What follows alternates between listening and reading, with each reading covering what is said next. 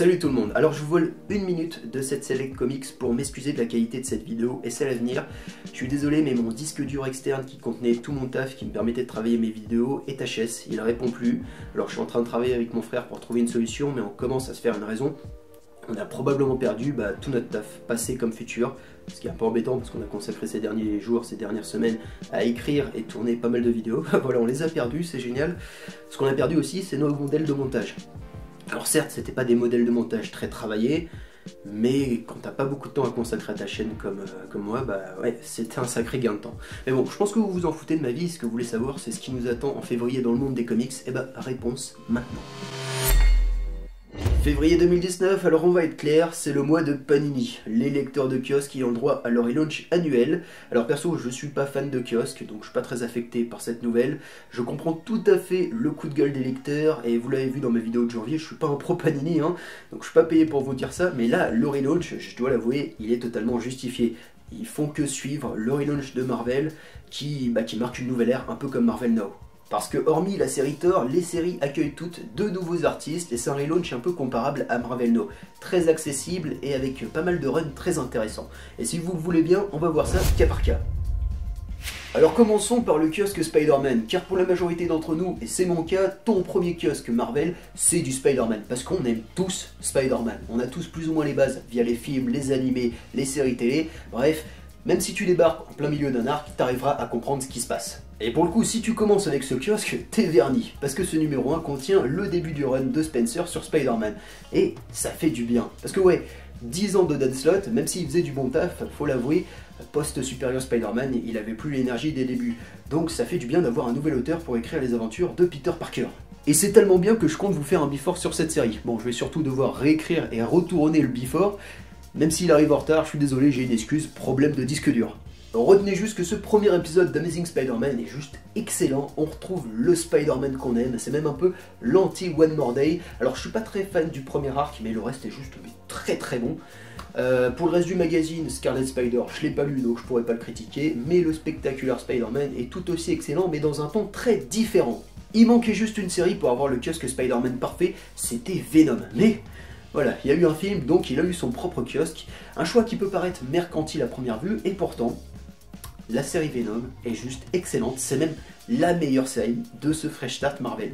J'en suis le premier étonné parce que on peut pas dire que le personnage a brillé ces derniers temps, hormis sur Avant Venom de Rick Remender, et pourtant il s'est passé un miracle. Le grand Donny Cates est arrivé avec le dessinateur Ian Stegman qui n'a jamais été aussi bon, ils ont pris Venom et ils en ont fait une série mais oppressante et terriblement prenante. J'essaye là aussi de vous concocter un petit before pour qu'on parle de cette série grandiose. Pour le reste du kiosque, je l'ai pas lu, désolé. Mais foncez lire au moins la série Venom de Donny Cates ou attendez la librairie, parce que forcément il y aura une version librairie. Mais Panini, dépêche-toi. Passons au magazine Avengers, et ça va être un peu compliqué pour moi de le critiquer vu que j'ai du retard sur toutes les séries. Alors de ce que j'ai lu du Captain America de Ta-Nehisi Coates, c'est un peu verbeux mais c'est intéressant, on revient de l'espionnage, et c'est beaucoup moins barbant je trouve que son Black Panther.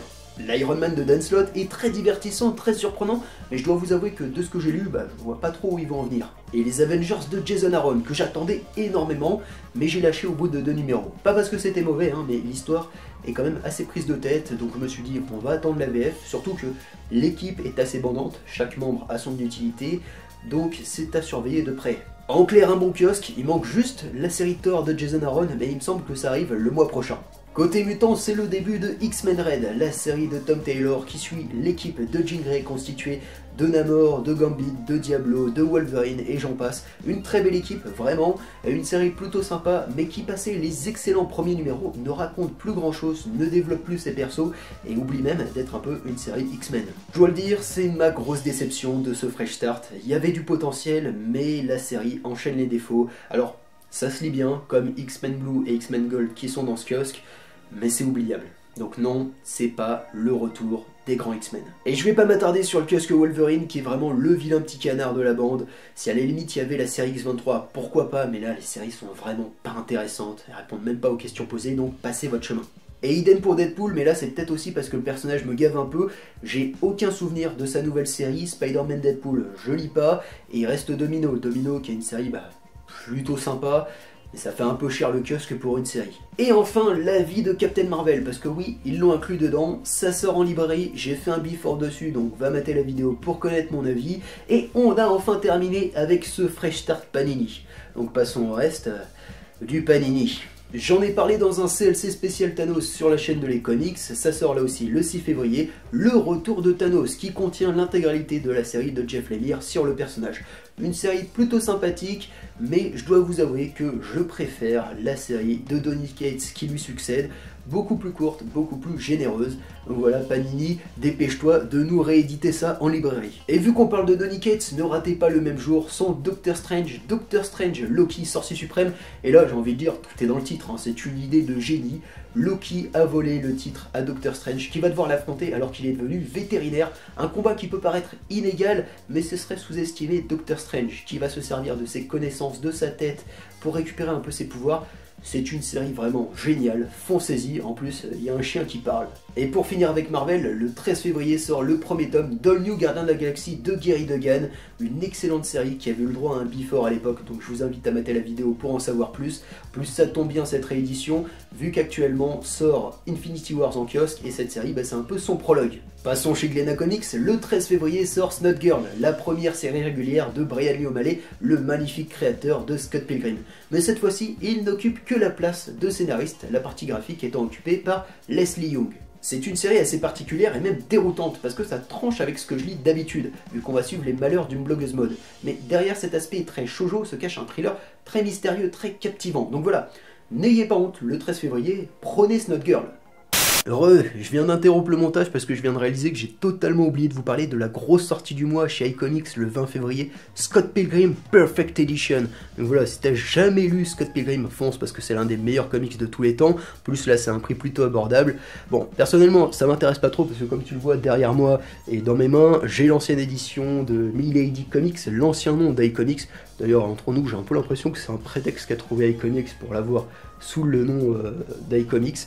Et puis bon, personnellement, après c'est subjectif, je trouve la couverture de la Perfect Edition horrible, mais vraiment, les anciennes étaient beaucoup plus sympas, et je suis pas très fan de l'idée de fusionner deux tomes en un, parce que c'est un peu le principe de cette Perfect Edition. Moi j'aimais bien, chaque tome, c'était un ex-maléfique à combattre, chaque tome, Scott Pilgrim était un peu plus adulte, enfin il y avait un truc intéressant à les lire séparément. Là je trouve que les fusionner va peut-être perdre un peu la magie de Scott Pilgrim, mais bon, comme je le dis, si t'as pas lu Scott Pilgrim, fonce, c'est le bon moment. Enfin chez Urban, le 8 février sort Nightwing tome 5, le dernier tome du run de Tim Seeley qui aura bien gâté Dick Grayson, Nightwing étant l'une des meilleures séries de DC Readers. Alors cette fois-ci vous y verrez Nightwing confronté à nouveau à Raptor, cet ennemi mentor introduit dans le premier tome. C'est toujours aussi bon, c'est génial, foncez. Et bien sûr, si vous étiez passé à côté à l'époque, le 1er février sort le dernier tome des intégrales Batman de Morrison, juste le meilleur run Batman de tous les temps, tu peux pas tester. Alors petite partie VO parce que la partie VF était déjà assez longue. Déjà je ne peux que vous recommander le deuxième épisode des Gardiens de la Galaxie de Donny Cates, tant le premier épisode était même monstrueux. Promis, on en parle très vite dans un before. Toujours chez Marvel, Savage Sword of Conan, deuxième série Conan, écrite cette fois-ci par Gary Duggan. Alors désolé, je ne sais pas si c'est un récit indépendant du Conan de Jason Aaron qui a débuté le mois dernier, mais je trouve ça plutôt cool de permettre au lecteur de lire différents Conan. La grosse sortie du mois, c'est Daredevil numéro 1 de Chip Zdarsky, parce qu'enfin, ce tâcheron de Charles Soule laisse sa place à un vrai scénariste, après avoir massacré Matt Murdock depuis beaucoup trop longtemps. Ah, je te le pardonnerai jamais, Sol. Il y avait bien un perso que tu ne méritais pas d'écrire, c'était Dédé. J'aurais adoré voir Donny Cates sur Daredevil, mais Chip Zdarsky, c'est pas mal aussi. Et accompagné du dessinateur Marco Cecchetto, ils ont l'air déterminés à offrir un run à la hauteur de l'homme sans peur. Et pour finir, un peu d'indé, Sharky the Bounty Hunter numéro 1, prévu le 20 février chez Image Comics. Un récit de SF décalé où l'on suivra un chasseur de primes aliens qui pilote un camion de glace de l'espace et qui a pour partenaire une gamine de 10 ans. Et c'est écrit par... putain de merde, c'est Mark Millar. Eh ben ce sera sans moi. Côté série télé, la saison 1 de The Umbrella Academy sera dispo sur Netflix le 15 février, alors que Delcourt rééditera les 2 tomes le 27 février. Si j'ai bien compris, on va suivre 7 personnes dotées de pouvoirs qui ont eu une enfance à la X-Men, et qui, une fois adultes, vont chercher à venger la mort de leur professeur Xavier. Ça a l'air cool, mais j'ai pas lu le comics, donc je pourrais pas vous le recommander. Si par contre tu l'as lu, bah n'hésite pas à nous en parler en commentaire. Oh, et c'est du manga, mais je ne pouvais pas passer à côté, Aelita Battle Angel, ça sort le 13 février, adapté du super manga Ganmu. J'ai essayé de pas trop me spoiler, mais au vu des des premières images, soit ce sera une énorme surprise, soit tout le monde aura oublié ce film le mois prochain. Et voilà, c'est la fin de cette sélection de février, merci de l'avoir maté. Si j'ai oublié une sortie, t'hésites pas, on en parle dans l'espace commentaire. Si c'est pas fait, pouce bleu, abonne-toi, cloche, et quoi d'autre, bah tu peux partager la vidéo sur les réseaux sociaux. Moi, c'était Beaumasque, le pire ennemi de ton banquier, la bise, à la prochaine, adios.